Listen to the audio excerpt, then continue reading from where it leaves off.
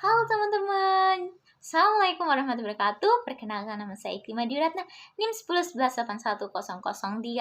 Teman-teman, kali ini saya ingin sedikit mereview materi tentang global warming atau pemanasan global. Teman-teman pasti udah nggak asing lagi kan dengan istilah tersebut, global warming, pemanasan global.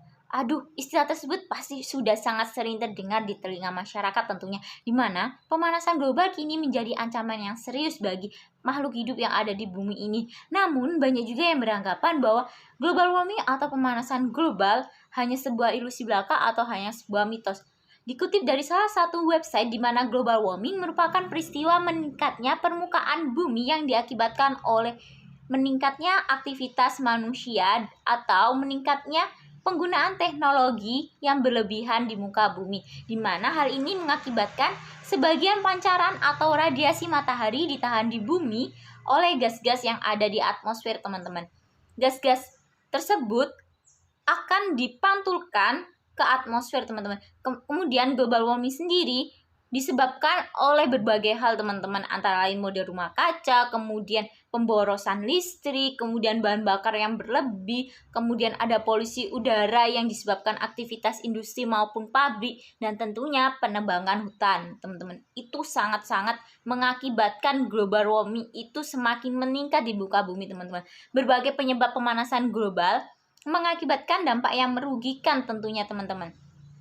Dan dampak ini dihasilkan dan terdapat dampak yang dihasilkan dari pemanasan global seperti iklim yang mulai tidak stabil, kemudian peningkatan permukaan air laut, kemudian dampak sosial, ekonomi, dan politik seperti munculnya penyakit-penyakit yang menyerang hewan, tanaman, bahkan manusia, teman-teman.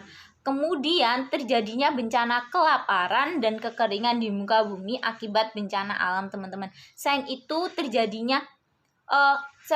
terjadinya sumber daya air yang mulai berkurang. Hal ini akan mengakibatkan kekeringan dan gagal panen di seluruh dunia, teman-teman. Dan terjadinya topan siklon tropis yang semakin meningkat. Kemudian ada tanda-tanda global warming yang bisa kita ketahui seperti kenaikan suhu, kebakaran hutan besar-besaran, kemudian adanya situs purbakala yang cepat rusak diakibatkan oleh bencana alam atau diakibatkan oleh alam yang tidak bersahabat seperti akibat banjir, suhu ekstrim, dan pasang laut, teman-teman. Selain itu ada juga tanda-tanda yakni ketinggian gunung yang berkurang diakibatkan melelehnya es di puncak gunung. Nah, hal ini terjadi juga adanya satelit yang bergerak cepat karena hal ini emisi karbon dioksida membuat planet akan lebih cepat panas, bahkan berimbas ke ruang angkasa, teman-teman.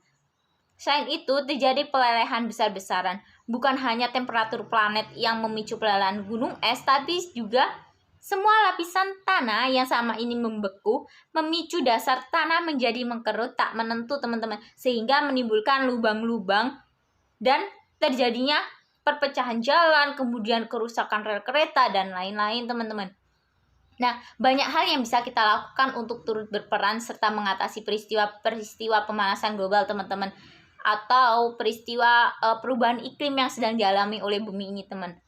Mulai hal-hal kecil yang bisa kita lakukan di rumah, yakni diantaranya seperti konservasi dan efisiensi energi. Kemudian kita harus melakukan eliminasi CFC yang sangat diperlukan karena gas-gas tersebut akan menyumbangkan 20% dari efek rumah kaca pada tahun 2030, teman-teman. Selain itu, kita harus menukar bahan bakar dari fosil dan menggantinya dengan bahan bakar yang berbahan dasar tumbuh-tumbuhan seperti biogas, teman-teman. Dan tentunya kita harus mengganti teknologi energi yang bisa diperbarui seperti PLTA, kemudian pemanasan air oleh tenaga matahari, dan lain-lain, teman-teman. Dan saya memiliki 5 cara untuk menjaga global warming sendiri, teman-teman. Antara lain yakni jangan menebang pohon, karena seiring berjalannya waktu, manusia sering menebang pohon dan hal ini akan menyebabkan pemanasan global, teman-teman. Kemudian kurangi penggunaan kendaraan bermotor. Kemudian meningkatkan penggunaan atau usahakan menggunakan transportasi umum dan Yang keempat, mengurangi penggunaan lampu pada siang hari. Dan tentunya yang kelima, melakukan reboisasi atau penanaman hutan gundul. Sekian dari saya. Wassalamualaikum warahmatullahi wabarakatuh.